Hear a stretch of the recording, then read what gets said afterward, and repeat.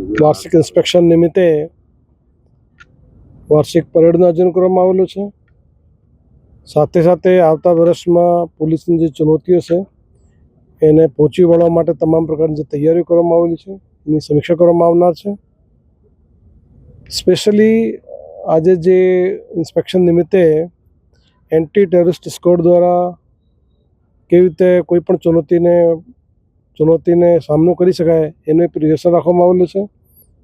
એ રીતે રાઇટ્સ હોય, તમામ પ્રકારના પોલીસની તૈયારીઓ હોય, બીટ મોબ ડ્રીલ હોય, એ તમામ પ્રકારની જે પોલીસની કાયદો વ્યવસ્થા લાગતમાં જેટલી ચુનૌતીઓ છે તમામના જે રિહર્સલ કરવામાં આવનાર છે અને સમીક્ષા કરવામાં આવનાર છે. રાજકોટ ગ્રામ્ય પોલીસ તમામ ચુનૌતીઓને સામનો કરવા માટે કટિબદ્ધ છે અને એની તૈયારીઓ પણ સંપૂર્ણ રીતે કોઈપણ પરિસ્થિતિ અનુરૂપ છે.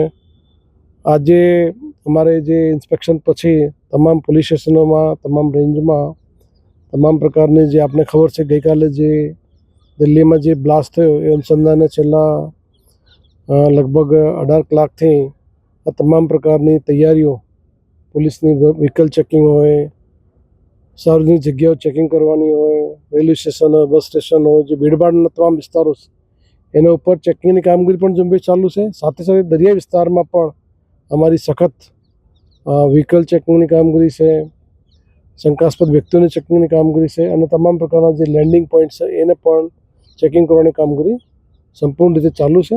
પબ્લિકને પણ આપને મારફતે અપીલ કરું છું કે કોઈપણ પ્રકારની શંકા, કુશંકા, અફવા ન ફેલાવો.